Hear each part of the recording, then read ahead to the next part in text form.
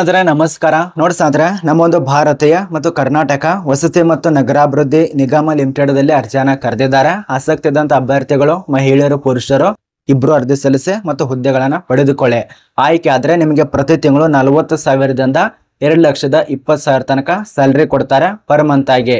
ನೋಡ್ಸಾದ್ರೆ ಇದ್ರ ಬಗ್ಗೆ ತಿಳಿಸ್ಕೊಡ್ತಾ ಇರೋದು ಈ ಒಂದು ವಿಡಿಯೋದಲ್ಲಿ. ನೋಡಿ ಇಲ್ಲಿ ಯಾರ್ಯಾರು ಕೆಲಸಕ್ಕೆ ಸೇರ್ತಿರಲ್ಲ ಒಳ್ಳೆ ಸಂಬಳ ಸಿಗತ್ತೆ, ಒಳ್ಳೆ ಕೆಲಸ ಆಗಿರತ್ತೆ, ಒಳ್ಳೆ ನಿಮಗೆ ಸ್ಯಾಲ್ರಿ ಕೂಡ ಕೊಡ್ತಾರೆ. ಇದ್ರ ಬಗ್ಗೆ ತಿಳಿಸ್ಕೊಡ್ತಾ ಇರೋದು. ಇಲ್ಲಿ ಕಲಿರುವಂತಹ ಪೋಸ್ಟ್ ಉಪವ್ಯವಸ್ಥಾಪಕ ಹುದ್ದೆಗಳು, ವ್ಯವಸ್ಥಾಪಕ ಹುದ್ದೆಗಳು, ತರಬೇತಿ ಅಧಿಕಾರಿ ಹುದ್ದೆಗಳು, ಹಿರಿಯ ಸಹಾಯಕ ಹುದ್ದೆಗಳು, ಅದ ನಂತರ ಉಪ ಪ್ರಧಾನ ವ್ಯವಸ್ಥಾಪಕಗಳು. ಇಷ್ಟೇ ಅಲ್ಲ, ಇನ್ನು ಹಲವಾರು ಪೋಸ್ಟಿಗೆ ಅರ್ಜಿ ಕರೆದಿದ್ದಾರೆ. ಆಸಕ್ತಿ ಇದ್ದಂತ ಅಭ್ಯರ್ಥಿಗಳು ಅರ್ಜಿ ಸಲ್ಲಿಸಿ ಆನ್ಲೈನ್ ಮೂಲಕವಾಗಿ. ಇದ್ರ ಬಗ್ಗೆ ತಿಳಿಸ್ಕೊಡ್ತಾನೆ ವಿದ್ಯಾರ್ಹತ A to Z ವರೆಗೆ ವಿಡಿಯೋ ಕೊನೆತನಕ ನೋಡಿ. ಮತ್ತೆ ಈ ಒಂದು ಚಾನಲ್ ಅನ್ನ ಯಾರು ಸಬ್ಸ್ಕ್ರೈಬ್ ಮಾಡಿಲ್ಲ ಸಬ್ಸ್ಕ್ರೈಬ್ ಮಾಡ್ಕೊಳ್ಳಿ. ಪ್ರಶಾಂತ್ ಅಕಾಡೆಮಿ ಚಾನಲ್ ಅನ್ನ ಬನ್ನಿ ಸ್ನೇಹಿತರೆ ಒಂದೊಂದ ತಿಳಿಸ್ಕೊಡ್ತಾನೆ. ಇಲ್ಲಿ ಕಲ್ಲಿರುವಂತ ಸಂಸ್ಥೆ ಹೆಸರು ಆಗಲೇ ತಿಳಿಸ್ಕೊಟ್ಟಿರುವಂತೆ ವಸತಿ ನಗರಾಭಿವೃದ್ಧಿ ನಿಗಮ ಲಿಮಿಟೆಡ್ ಅರ್ಜಿ ಕರೆದಿದ್ದಾರೆ.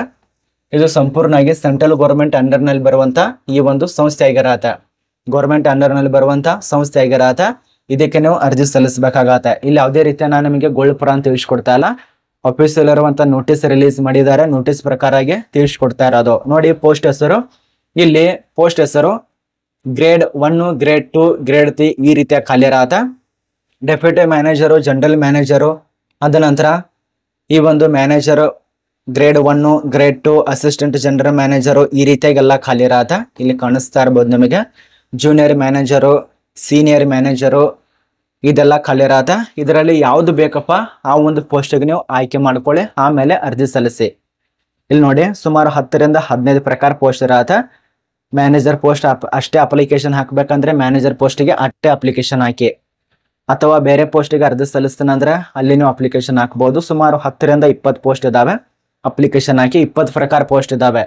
10ರಿಂದ 20 ಅಲ್ಲ, 20 ಪ್ರಕಾರ ಪೋಸ್ಟ್ ಇರತ್ತೆ. ಅರ್ಜಿ ಸಲ್ಲಿಸಿ. ಮತ್ತೆ ಆಯ್ಕೆದಂತ ವಿದ್ಯಾರ್ಥಿಗಳಿಗೆ ಸಂಬಳ ಪ್ಯಾಕೇಜ್ ನೋಡಿ ಎಷ್ಟು ಸಿಗತ್ತೆ ಪರ್ ಮಂತ್ ಆಗಿ. 40,000ದಿಂದ 1,40,000 ತನಕ ಪರ್ ಮಂತ್ ಆಗಿ 1/1/2017 ಇವರು ನಿಮಗೆ ಸಂಬಳ ಕೊಡ್ತಾರೆ. ಅದ ನಂತರ ಇದು ಕೇಂದ್ರ ಸರ್ಕಾರದ ಒಂದು CPC ಪ್ರಕಾರಗೆ ಸ್ಯಾಲ್ರಿ ಕೂಡ ಸಿಗತ್ತೆ 7ನೇ ಹಂತಕ್ಕೆ ಸಂಬಂಧಪಟ್ಟಂತೆ. ಇನ್ನು 2027ರಲ್ಲಿ PM ನರೇಂದ್ರ ಮೋದಿ ಮತ್ತೊಮ್ಮೆ ಏನಾದರೂ PM ಆದ್ರೆ ಅವರು 8ನೇ ವೇತನ ಇದೆಯಲ್ಲ ಅದನ್ನ ಜಾರಿ ಮಾಡ್ತಾರ ಅಂತ ತಿಳಿಸ್ಕೊಟ್ಟಿದ್ದಾರೆ. 8ನೇ ವೇತನ ಆಯೋಗ ಇದೆಯಲ್ಲ ಅದನ್ನ ಜಾರಿ ಮಾಡ್ತಾನೆ ಅಂತೇಳಿ ಹೇಳಿದ್ದಾರೆ PM ನರೇಂದ್ರ ಮೋದಿ ಅವರು. ಅವ್ರೇನಾದ್ರು ಆಡಳಿತಕ್ಕೆ ಬಂದ್ರೆ, ಈಗ ಬಂದಿದ್ದಾರಲ್ಲ ಈಗಲೇ ಕೊಟ್ಟರೆ ತುಂಬಾ ಒಳ್ಳೇದದು. ಇನ್ಮೇಲೆ ಎಷ್ಟು ಆಶೆ ತೋರಿಸ್ತಾರೆ ನೋಡಿ ನಮ್ಮ ಒಂದು ಜನರಿಗೆ ಅವರು. ಆದ ಕಾರಣ ರಾಜಕೀಯದವರಿಗೆ ಯಾರಿಗೂ ಕೂಡ ನಂಬಬಾರ್ದು ಅಂತ ಹೇಳ್ತಾರೆ. ನೋಡಿ ಇದಕ್ಕೆ ವಯೋಮಿತಿ 18ರಿಂದ 22 ವರ್ಷ, ಅದ ನಂತರ 28 ವರ್ಷ, 30 ವರ್ಷ, 40 ವರ್ಷ, 45 ಇಷ್ಟು ಕೊಟ್ಟಿದ್ದಾರೆ ಹುದ್ದೆಯ ಆಧಾರದ ಮೇಲೆ. ಯಾವ್ಯಾವ ಒಂದು ಪೋಸ್ಟಿಗೆ ಎಷ್ಟೆಷ್ಟು ಅಂದ್ರೆ ಉಪ ಪ್ರಧಾನ ವ್ಯವಸ್ಥಾಪಕ ಹುದ್ದೆಗೆ 45 ವರ್ಷ ಗರಿಷ್ಠ, ಸಹಾಯಕ ಪ್ರಧಾನ ವ್ಯವಸ್ಥಾಪಕ 40 ವರ್ಷ, ಹಿರಿಯ ವ್ಯವಸ್ಥಾಪಕ ಹುದ್ದೆಗೆ 35 ವರ್ಷ, ಉಪ ಪ್ರಧಾನ ವ್ಯವಸ್ಥಾಪಕ ಹುದ್ದೆಗಳಿಗೆ 40, ತರಬೇತಿ ಅಧಿಕಾರಿ ಹುದ್ದೆಗೆ 28 ಇದು ಗರಿಷ್ಠ ವಯೋಮಿತಿ ಆಗಿರತ್ತೆ. ಇನ್ನು ವಿದ್ಯಾರ್ಹತೆ ಏನಾಗಿರ್ಬೇಕು ಹುದ್ದೆಗಳಿಗೆ ಸಂಬಂಧಪಟ್ಟಂತೆ ವಿದ್ಯಾರ್ಹತೆ ಅದನ್ನೇ ಕೊಟ್ಟಿದ್ದಾರೆ ಅವರು, ಯಾವುದಕ್ಕೆ ಎಷ್ಟೆಷ್ಟು ಆಗಿರ್ಬೇಕಂತ ಹೇಳಿ. ಮತ್ತು ಪೋಸ್ಟ್ ಕೋಡ್ ಕೊಟ್ಟಿದ್ದಾರೆ, ಅದಕ್ಕೆ ಸಂಬಂಧಪಟ್ಟಂತೆ ವಿದ್ಯಾರ್ಹತೆ ರೂಲ್ಸ್ ಎಲ್ಲ ಕೊಟ್ಟಿದ್ದಾರೆ. ಇದನ್ನೆಲ್ಲ ನೋಡ್ಕೊಳ್ಳಿ.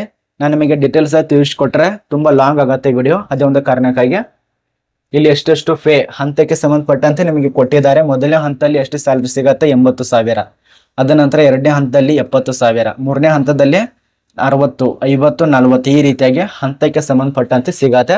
ಮತ್ತು ಪರ್ ವರ್ಷಕ್ಕೆ ಎಷ್ಟು ಆಗತ್ತೆ ಆ ಒಂದು ಸ್ಯಾಲರಿ ಎಷ್ಟಾಗತ್ತೆ ಸೆಂಟ್ರಲ್ ಗೌರ್ಮೆಂಟ್ ದಿಂದ ಅದು ಕೊಟ್ಟಿದ್ದಾರೆ. ಆಸಕ್ತಿ ಇದ್ದಂತ ಅಭ್ಯರ್ಥಿಗಳು ಈ ಒಂದು ಜಾಬಿಗೆ ಅಪ್ಲಿಕೇಶನ್ ಹಾಕಿ. ಇನ್ನು ಯಾವ ಒಂದು ಪೋಸ್ಟಿಗೆ ಎಷ್ಟು ವಿದ್ಯಾರ್ಹತೆ. ಇಲ್ಲಿ ಉಪ ಪ್ರಧಾನ ವ್ಯವಸ್ಥಾಪಕ ಹುದ್ದೆಗಳಿಗೆ ಮತ್ತು ಸಹಾಯಕ ಪ್ರಧಾನ ವ್ಯವಸ್ಥಾಪಕ ಹುದ್ದೆಗೆ CA, CM ಪದವಿ, BA ಅಥವಾ BTech, MBA ಸ್ನಾತಕೋತ್ತರ ಪದವಿ ಇದು ಪಾಸ್ ಆಗಿರಬೇಕು. ಅದೇ ನೀವೇನಾದ್ರೂ ಹಿರಿಯ ವ್ಯವಸ್ಥಾಪಕ ಹುದ್ದೆಗೆ ಅರ್ಜಿ ಸಲ್ಲಿಸಿದ್ರೆ CA, CM ಪದವಿ, BA, BTech, MBA ಸ್ನಾತಕೋತ್ತರ ಪದವಿ ಅಥವಾ MCA ಕಂಪ್ಲೀಟ್ ಆಗಿರ್ಬೇಕು. ಅದ ನಂತರ ನೀವೇನಾದ್ರೂ ಉಪ ವ್ಯವಸ್ಥಾಪಕ ಹುದ್ದೆಗೆ ಅರ್ಜಿ ಸಲ್ಲಿಸಿದ್ರೆ MBA ಸ್ನಾತಕೋತ್ತರ ಪದವಿ ಪಾಸ್ ಆಗಿರಬೇಕು. ಇನ್ನು ವ್ಯವಸ್ಥಾಪಕ ಹುದ್ದೆಗಳಿಗೆ CA, CM ಅದ ನಂತರ ಪದವಿ BA ಅಥವಾ BTech, MBA ಕಂಪ್ಲೀಟ್ ಮಾಡಿದವರು ಅರ್ಜಿ ಸಲ್ಲಿಸಿ. ಇನ್ನು ತರಬೇತಿ ಅಧಿಕಾರಿ ಹುದ್ದೆಗೆ LLB, BA, BTech, MBA ಸ್ನಾತಕೋತ್ತರ ಪದವಿ, MCA ಅದ ನಂತರ CA, CMM ಇದೆಲ್ಲ ಪಾಸ್ ಆಗಿರ್ಬೇಕಾಗತ್ತೆ. ಇದು ರೂಲ್ಸ್ ಪ್ರಕಾರ ಕೊಟ್ಟಿದ್ದಾರೆ. ಟೋಟಲ್ ಆಗಿ 79 ಪೋಸ್ಟ್ ಇರತ್ತೆ.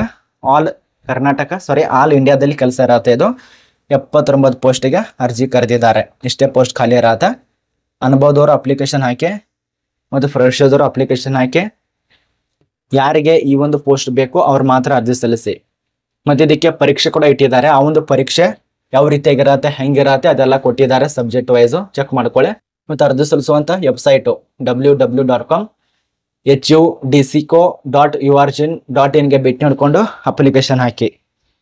ಆನ್ಲೈನಲ್ಲೇ ಪ್ರೊಸೆಸಿಂಗ್ ಇರತ್ತೆ. ಆನ್ಲೈನಲ್ಲೇ ಅರ್ಜಿ ಸಲ್ಲಿಸಿ. ಮತ್ತು ಅರ್ಜಿ ಶುಲ್ಕಗಳು SC/ST PWB ಅಭ್ಯರ್ಥಿಗೆ ಬಿಟ್ಟು ಉಳಿದಂತೆ ಎಲ್ಲ ಒಂದು ಅಭ್ಯರ್ಥಿಗೆ 1,500 ರೂಪಾಯಿ ತನ ಅರ್ಜಿ ಶುಲ್ಕ ಇಟ್ಟಿದ್ದಾರೆ. ಆಯ್ಕೆ ಪ್ರಕಾರದಲ್ಲಿ ಕಂಪ್ಯೂಟರ್ ಆಧಾರ ಪರೀಕ್ಷೆ ಇರುತ್ತೆ. ಅಂದರೆ CBT ಟೆಸ್ಟ್ ಮತ್ತು ಸಂದರ್ಶನ ಮೂಲಕ ಆಯ್ಕೆ ಮಾಡ್ತಾರೆ. ಇದು ನಿಮಗೆ ಅರ್ಥ ಆಗಿದೆ ಅಂತ ಅನ್ಕೋತೀವಿ.